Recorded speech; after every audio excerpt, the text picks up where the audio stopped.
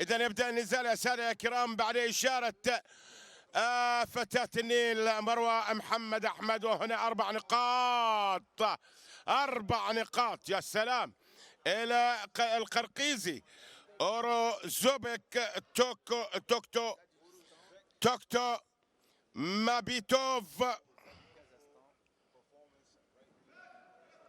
هنا 4 نقاط لأور أوزبك توكتو مابيتوف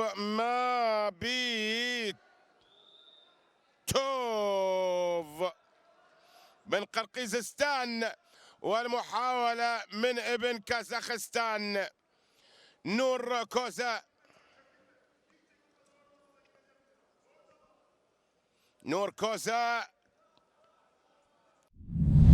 Oban жана Каспий KZ жаңы уникалдуу сервис. Эми Мой.О аркылуу Каспий KZ'ге телефон номер боюнча акча которсо болот. Көз ачып жумгуча комиссиясыз пайдалуу курс менен. Ошондой эле Мой.О аркылуу Каспий QR менен төлө. Оңой жана тез.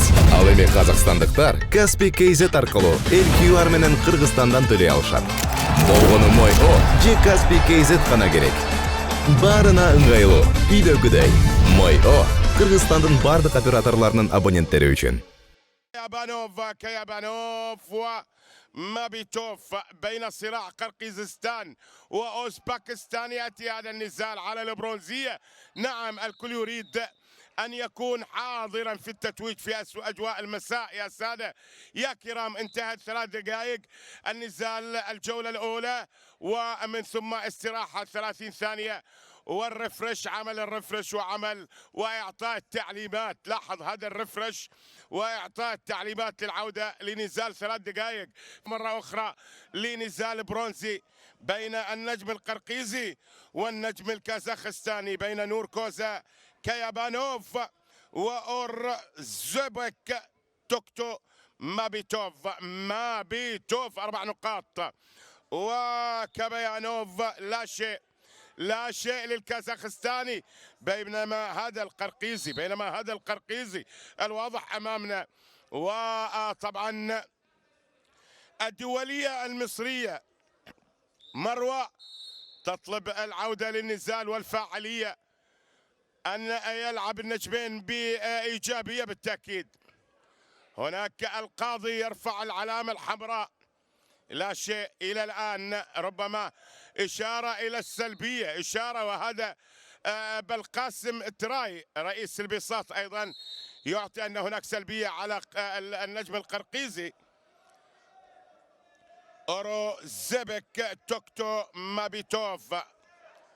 مابيتوف، وبالتالي يمنح 30 ثانية إذا لم يكن إيجابيا. مرة أخرى إذن راح يمنح. شوف الآن الإنذار الأخير، الآن هذا بالقاسم تراي الحكم الجزائري. بالقاسم تراي الواضح أمامنا كان في الشاشة رئيس البساط. إذن محاولة الشقلبة و4 نقاط. لو جاب 4 نقاط شوف توكتو مابيتوف يحاول شقلبة وحصول على يعني الشقلبة من خلف الظهر تعطي 4 نقاط. يعني لعبة أو حجر ب4 عصافير ب4. هنا إيجابية للأزرق لابن كازاخستان. إذا ينجح في الحصول على نقطة، وأيضا ينجح في نقطة أخرى، بالتالي يسجل نقطتين. ابن يدخل في أجواء. هذا نور كوزا كيابانوف. نور كوزا ينير الشاشة بنقطتين. نور كوزا، وهنا يدخل في أجواء تقليص الفارق. محاولة المسك بالرجلين. طبعا هذه المصارعة الحرة، إذا شفتوا رجلين مصارعة حرة، وإذا ما شفتوا أيضا أي استخدام للرجلين فمعناه أن هناك منافسات المصارعة الرومانية، وبالتالي المصارعة الحرة يسمح باستخدام الرجلين. مصارعة رومانية أبدا لا يمكن، بل يعني تعاقب إذا ما استخدمت الرجلين. هنا المحاولة مرة أخرى وصراعات النجوم هنا في سماء الرياض وفي آخر المساءات وآخر الكلام والأحاديث، آخر الأحاديث والكلام في أجواء رائعة جميلة. كانت الحكايات كثيرة. وهنا مرة أخرى يا سادة يا كرام لنزال كازاخستاني وقرقيزي. أربعة لتوكتو مابيتوف القرقيزي مقابل نقطتين لنور كوزا وصراع على صراع برونزي. هنا صراع برونزي يا سادة يا كرام، صراع برونزي بالتأكيد، صراع برونزي.